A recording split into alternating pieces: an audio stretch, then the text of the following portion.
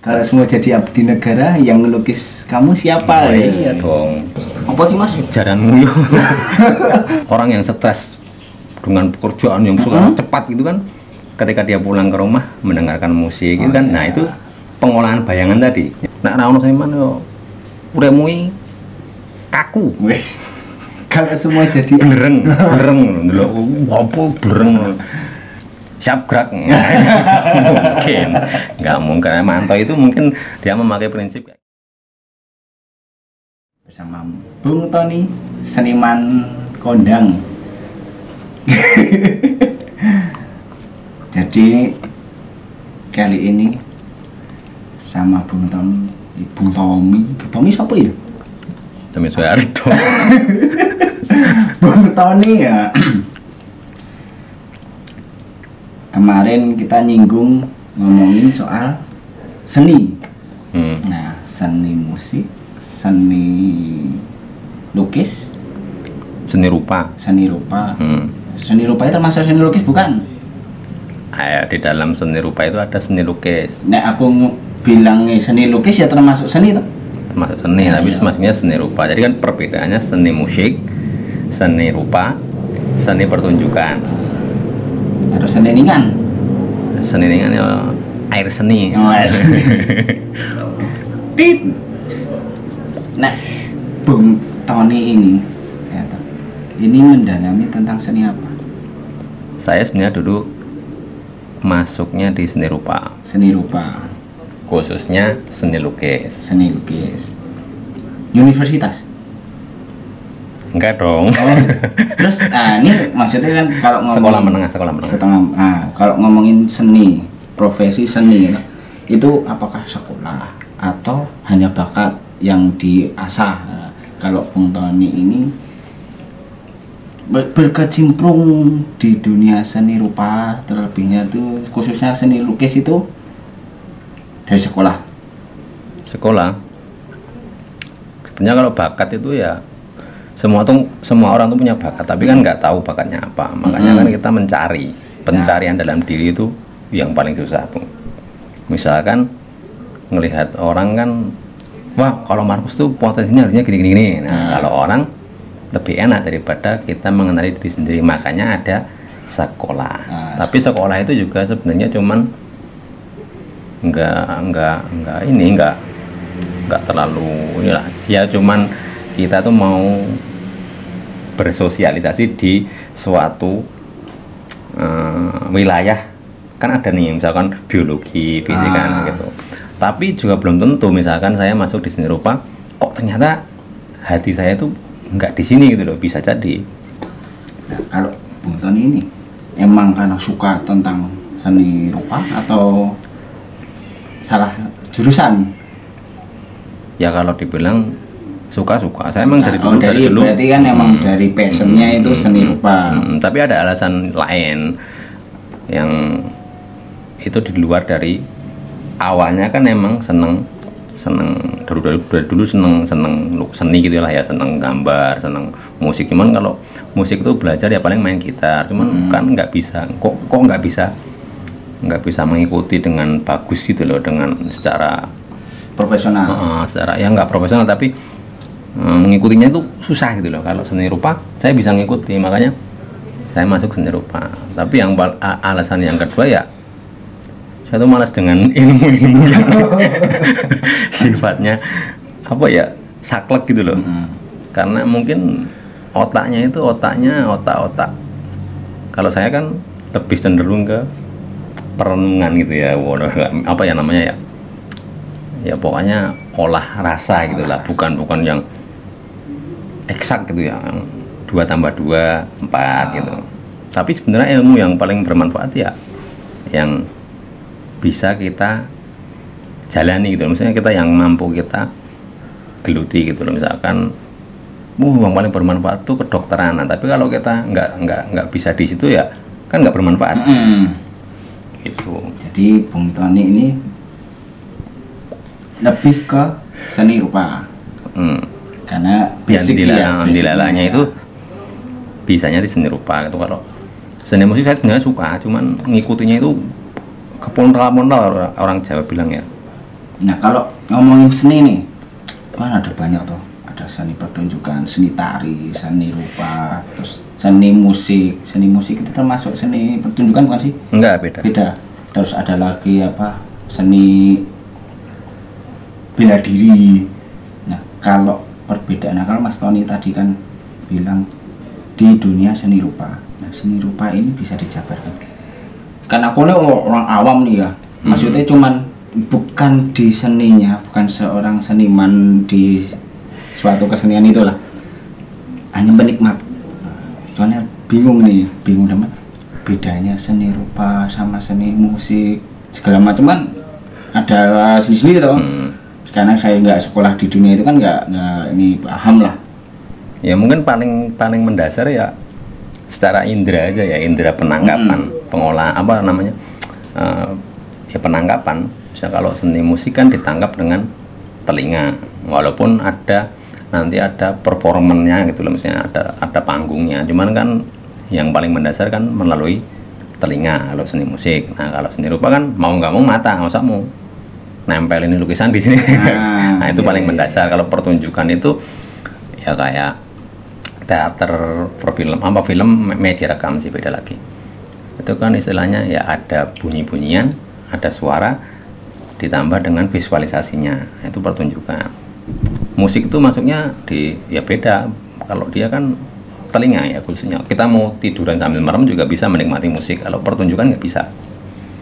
Ada lagi media rekam. Kalau media rekam kan kayak fotografi, sampean-sampean itu pada menggeluti itu kan ya hobi lah ya. Seni rupa. Berarti udah banyak nih karya-karyanya Mas Tony nih.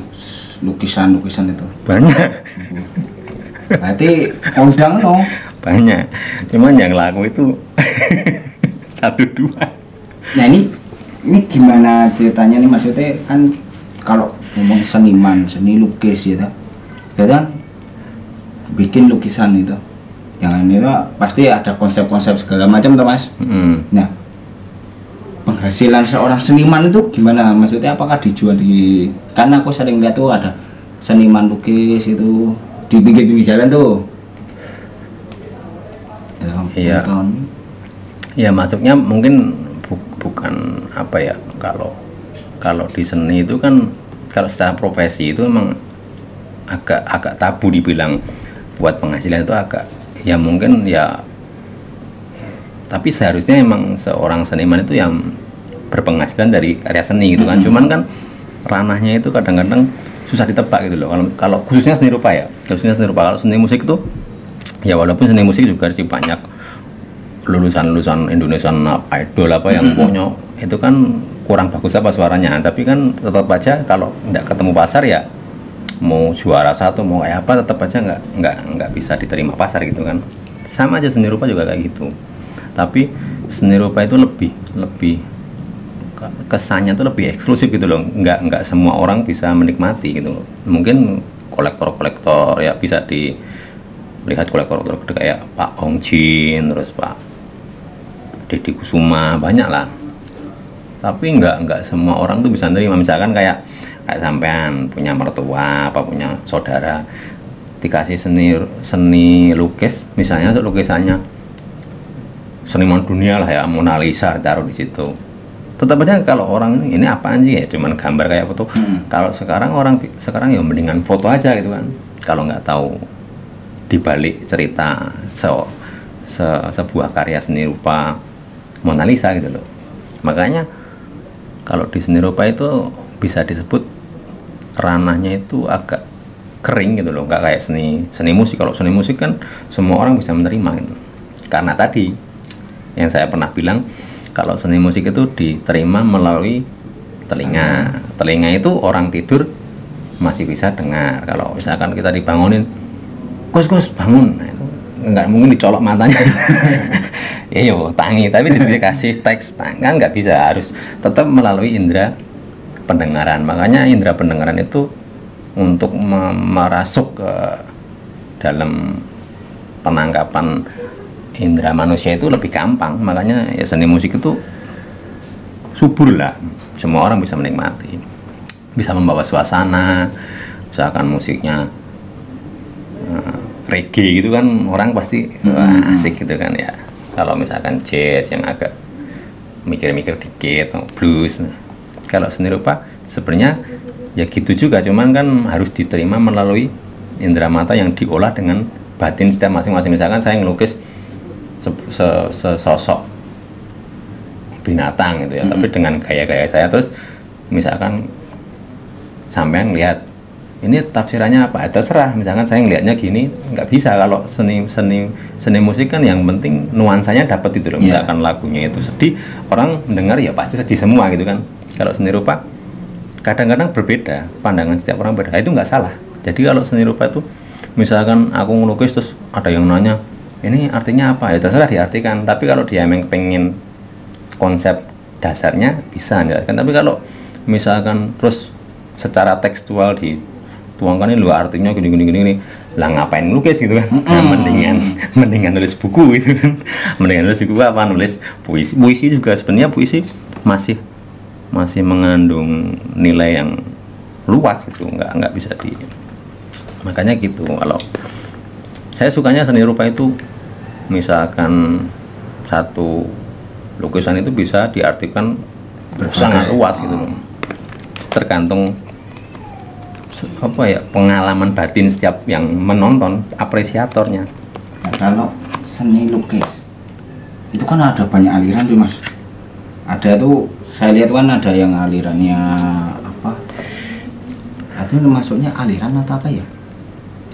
Ya bisa disebut aliran juga nggak apa-apa. Kayak nih misal ada tuh lukis abstrak, gitu. Terus ada yang realis. Nah kalau Mas Tony ini lebih ke lukisan mana nih?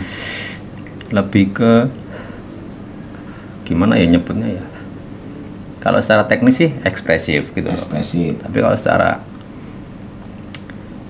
itu yang lebih simbolik gitu loh, enggak yang realis. Kalau realis kan jelas bentuknya, tapi secara teknis agak condong ke ekspresif gitulah, yang gitu-gitulah, nggak terlalu jelas gitulah. Oke. Tapi emang sih kalau di dalam seni itu kan ya semua nggak ada yang salah gitu loh. Kalau di dalam musik kan kadang-kadang ada musik yang itu nggak salah. Banyak orang yang bisa menikmati itu, termasuk kayak itu teman kita yang agak pikirannya agak kurang, yang orang Sentolo itu. Nah itu kan musiknya juga agak muntah-muntah. Cuman itu bagus. Kalau seni rupa ya abstrak gitu. Orang nggak bisa. Wah kalau cuman gambar kayak gitu aku juga bisa gitu kan. Nah tapi kan proses perjalanan untuk mencapai itu kan setiap orang nggak bisa. Lah kalau misalkan ada Jackson Pollock tuh ya yang cuma cepet itu. Wah aku aja bisa itu. Nah kenapa kamu nggak ngelukis kayak gitu mempertahankan apa namanya kejati dirian seperti itu kan untuk menyampaikan sebuah maksud itu susah. Misalkan ya cuman gambarnya cuman taruhlah apa ya Rothko gitu kan, cuman lah kotak-kotak warna-warna gitu. Aku aja bisa kalau kayak gitu. Tapi kenapa sebelum Rothko menggunakan itu, nah, kenapa kamu nggak bikin terlebih dahulu? Misalkan Avandi zaman dulu pada pakai kuas, dia pakai goresan tangan. Wah aku aja bisa kalau cuman kayak gitu. Tapi kenapa kamu nggak berpikiran? Nah itu seni itu sebuah penciptaan melalui proses batin yang sangat panjang. Makanya ya tolonglah dihargai lah seniman-seniman itu. Berarti kan semua juga aslinya kan bisa gambar atau ya, bisa lukis ya kan? Bisa. Cuman mempertahankan ide gagasan kita itu yang susah. Ya, oke. Kalau Mas Tony ini kan kalau lihat kan seniman lukisan berarti kan suka pamer karya tuh. Pernah? Dulu pernah. sebelum terkurung dalam sebuah apa? Company. Oke. Ujung-ujungnya duit bung. Ya. Sebenarnya saya pernah ada senior seorang perupa senior itu kan bilang ya kalau misalkan lukisan kita nggak laku ya kita jangan malu kerja yang lain gitu loh. Kalau misalkan tetap aku tadi seniman ya mati, anak istri mau dikasih makan apa gitu kan, nggak masalah, namanya orang tuh butuh duit.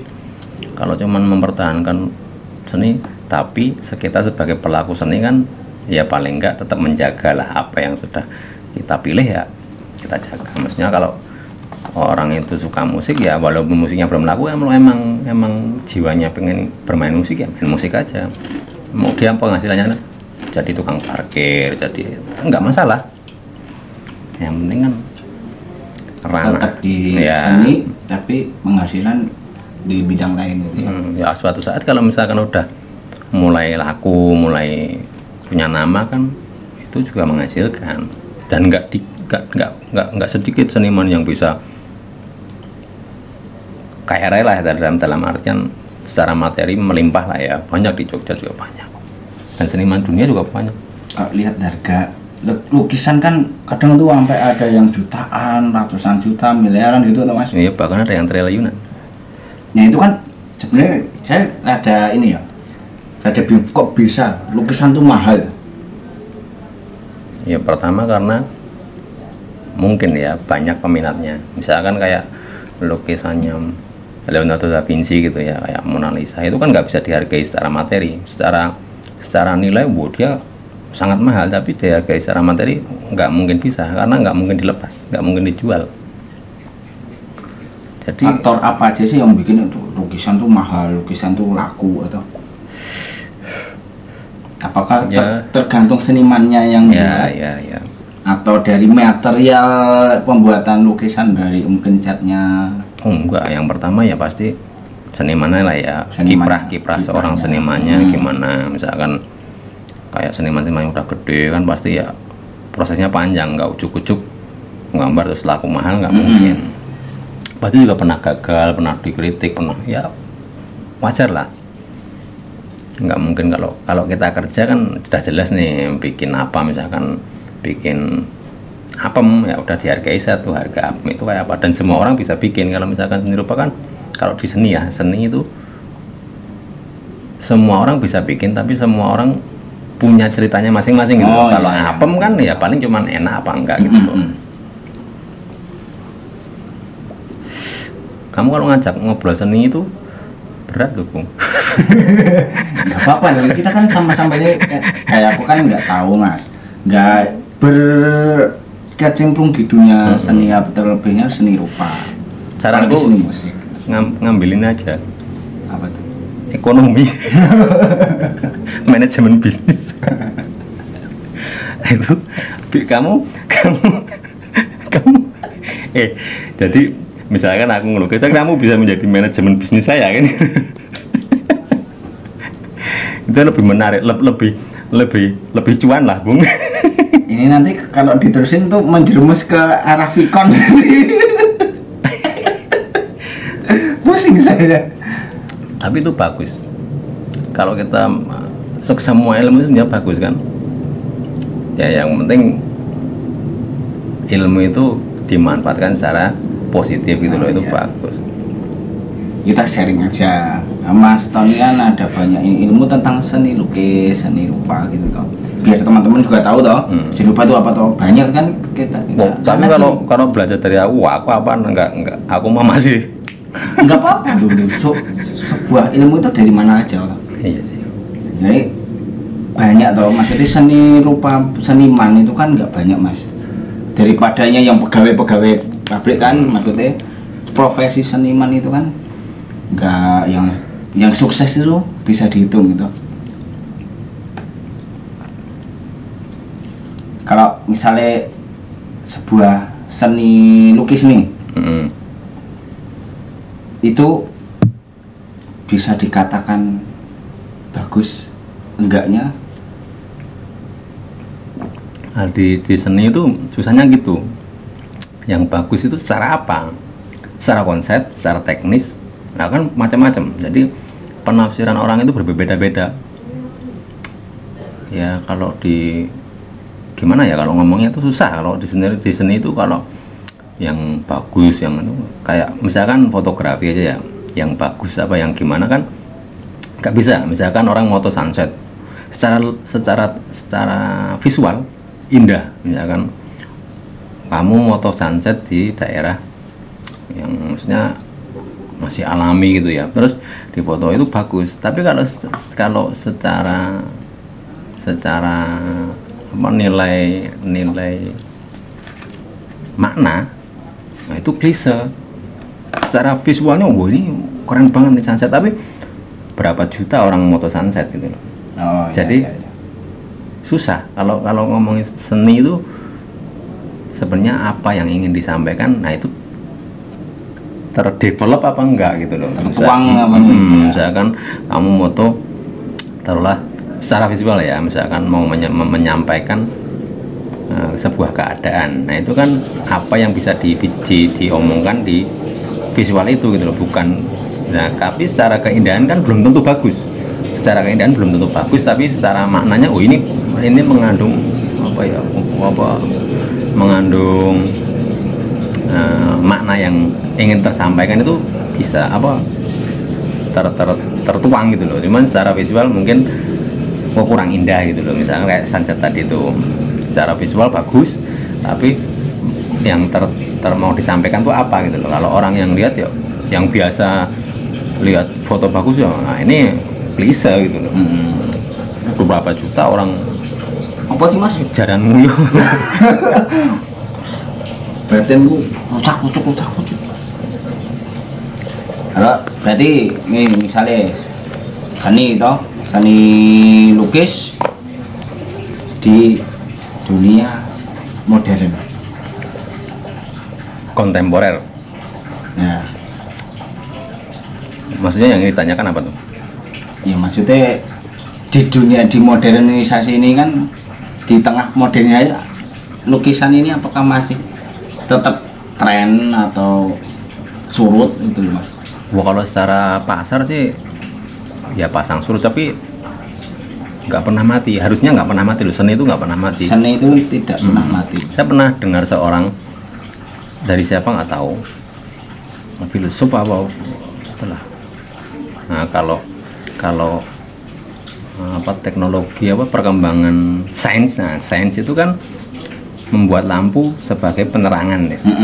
Tapi dari kemunculan lampu itu sebagai penerangan pasti bisa menerangi sebuah objek. Nah dari penerangan sebuah objek itu kan penemuan sains ya, tapi memungkinkan menciptakan lah ya, menimbulkan efek ada bayangan di belakang objek yang kita terangi. Nah peran seniman itu di belakang itu mengolah bayangan yang timbul itu loh. Misalkan kayak nih, kayak kan ada lighting menerangi. Nah secara sains ini bener nih, kegelapan bisa diterangi, tapi menimbulkan efek negatif juga nih, ada bayangan di belakang. Nah peran seniman itu mengolah yang efek daripada sains ini menjadi keindahan yang di luar daripada kehidupan yang sebenarnya gitu loh. Jadi menyampaikan pesan-pesan tersendiri gitu loh. Jadi kalau dibandingkan dengan teknologi, dengan sains ya bertolak gitu loh. Ya saling melengkapi lah, bukan bertolak. Sorry saya salah. Maksudnya di tengah modernisasi kan udah digital gitu kan, udah segala macam tuh visualnya itu digitalisasi lah. Tapi tetap seni lukis itu nggak pernah mati. Ya terus nggak harus seni lukis gitu deh. Peran seni gitu loh. Misalkan kayak teknologi seorang zaman udah secepat kayak apa kan, pasti ada nilai-nilai. Misalkan wah, dengan kesibukan kecepatan zaman ini kan orang menjadi stres, menjadi harus dituntut bergerak cepat gitu ya. Nah itu ada maksudnya yang paling gampang seni lukis gitu ya, seni musik gitu ya. Orang yang stres dengan pekerjaan yang cepat gitu kan, ketika dia pulang ke rumah mendengarkan musik gitu kan. Nah itu pengolahan bayangan tadi. Jadi antara teknologi sains, penemuan baru yang menerangi dunia kemodernan ini, ada sisi-sisi gelap yang bisa diolah oleh seniman-seniman gitu loh. Peran seniman di situ, Bung. Makanya jangan dianggap remeh ya. Seniman itu seniman itu nek ra ono seniman yo uremui kaku. Kalau semua jadi belereng lho. Apa belereng. Kalau semua jadi abdi negara, yang ngelukis kamu siapa? Iya dong. Kalau semua bicara tampilan dan glamoran gitu. Yang mengolah perasaan siapa gitu kan ya. Berarti kan asalnya walaupun ada apa tadi digital kan ada itu sekarang tuh pen digital apa sih? Yang itu gambarnya itu dihitab itu loh Mas. Jadi seni lukis yang pakai kuas sama cat itu tetap ya. Nggak tergantikan. Oh itu kendaraan kok Bung. Misalkan ada sekarang teknologi, taruhlah Tesla membuat mobil menggunakan listrik gitu ya. Tapi kan belum tentu semua langsung bisa ya dipenuhi dengan kebutuhan listrik itu. Pasti masih ada yang pakai bensin lah. Misalkan yang paling mencolok ya dulu menggunakan kuda, terus menggunakan mobil gitu ya sebagai kendaraan. Tapi misalkan masih ada orang yang menggunakan kuda sebagai alat transportasi, nggak masalah, itu kan pilihan. Misalkan sekarang pada pakai dunia digital, pakai apa tadi stylus pen ya itu, tapi masih tapi masih ada yang menggunakan kuas karena keoriginalan tekstur itu kan nggak bisa digantikan. Misalkan kalau modern itu secara visual lebih indah, lebih cepat gitu ya, lebih bisa dikerjakan secara detail. Nah, tapi kan tekstur segala macam nggak bisa, tetap aja ada unsur-unsur. Tapi itu beda sih ya. Itu kan cara. Kalau ngomongin anak muda zaman sekarang, seni apakah masih diminati anak muda? Maksudnya? Seni lukis tersebut. Seni masih diminati anak muda. Saya kira masih, nggak bakalan mati lah. Wayang yang kayak gitu masih ada yang minat. Tetap ada. Tetap nggak bakal. Kalau seni sudah mati, ya dunia ini enggak. Gimana jadinya ya? Kalau nggak ada seorang pujangga yang membuat puisi yang indah, bagaimana menyampaikan perasaan cinta kan Bung? Ngomong soal Arab siap gerak nggak mungkin. Manto itu mungkin dia memakai prinsip kayak gitu, kemodernan, jadi rasa seninya itu udah ditampung dalam namanya gitu loh. Jadi mau menyampaikan perasaan cinta itu 1 + 1 susah. Jadi seni itu luas banget ya. Luas banget. Kita mempelajari itu emang harus benar ini ya. Nggak ada ujungnya. Kayak menafsirkan sebuah kitab nggak ada guna, nggak ada artinya kalau yang menafsirkan tidak berpikir gitu. Misalnya kan apa-apa itu tergantung yang menafsirkan gitu loh. Misalkan sebuah kitab suci aja kalau misalkan penafsirannya nggak bermanfaat sama yang penafsirnya, digunakan misalkan untuk bunuh-bunuhan, teroris, itu kan yang nggak tergantung ininya lah, tergantung siapa yang menafsirkan. Kayak seni juga gitu. Kalau ngomongin ini Mas, seniman nih, Bung Tony ini kan udah lama berkecimpung toh di dunia seni, terlebih seni lukis. Idola seniman. Waduh, kalau idola itu gimana ya? Saya itu nggak terlalu mengidolakan. Gimana? Semua itu menurut saya yang penting inspiratif kok Bung. Inspiratif. Mau siapa aja yang penting inspiratif. Yang penting bisa menggugah perasaan, menggugah hal-hal yang positif dalam diri kita. Ya menurut saya nggak perlu siapa orangnya, yang penting apa yang dikerjakan gitu loh. Mau orangnya siapa, mau itu ya mohon maaf misalkan pengemis atau segala macam, kalau output dari dirinya itu bagus, saya tunduk. Gitu. Misalnya kalau misalnya kan kadang nih, karakter lukisan saya ini pengen kayak siapa gitu. Apakah Bung Tony ini untuk melukis itu benar-benar pure dari diri? Apakah ada nih inspirasi? Pasti ada lah inspirasi. Ya, alt master Indonesia kan banyak tuh. Ya, saya kagum lah sama mereka lah, konsistensi mereka, pemikiran mereka, kesederhanaannya. Nah itu kalau dari karya seni lukis ini yang menurut Bang Tony ini yang paling inspiratif, yang bisa untuk Bang Tony ini, misalnya ketika ngelukis nih Ya mungkin suka apa enggaknya kayak Pak Apandi. Saya suka, dia kan jujur banget itu loh, enggak misalkan karyanya itu enggak dibikin-bikin gitu loh, emang keluarnya kayak gitu ya kayak gitu loh. Saya suka lah Pak Apandi, tapi banyak juga yang lainnya, tapi kan dari segi apa dulu gitu kan. Dari segi konsep misalnya Kayak Mas Ugo tuh, seniman muda kita nih ya, itu kan secara konsep dia kalau menurut saya keren banget, walaupun secara visual saya kurang bisa menikmati gitu loh, tapi secara konsep Mas Ugo saya pernah nonton yang Poem of Blood itu, yang pameran kuda-kuda itu, wah itu keren banget. Saya hampir, perasaan saya benar-benar pas masuk di pameran itu wah, bergejolak gitu loh, bisa kayak Mas Entang dulu saya pernah lihat di Galnas tuh pas pameran apa tuh, saya lupa judulnya apa, tapi saya ikut diskusi juga tuh, ada Pak Jim Supangkat, Pak Kusindarto, itu keren banget pamerannya juga. Nah kalau ngomongin pameran nih Mas, itu kan kalau seniman otomatis nyambungnya ke pameran kan. Kalau mau pameran gimana sih? Apa misalnya saya nih belajar lukis terus lukis banyak tuh, nah, aku pengen pameran, nah Tapi nggak pameran ada kok.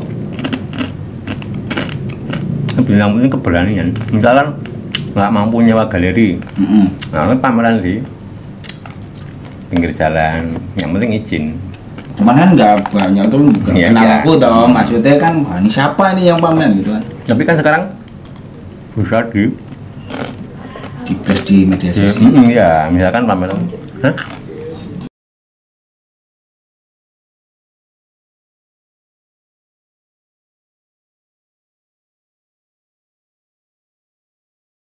Jadi setengah jam pun Hah? Oh ya wes bae. Wes mati aku. Ini mati otomatis balik nolnya. Ya wes. Jadi gigi aku potong 5 baterai entek. Aku banget. Lah kurang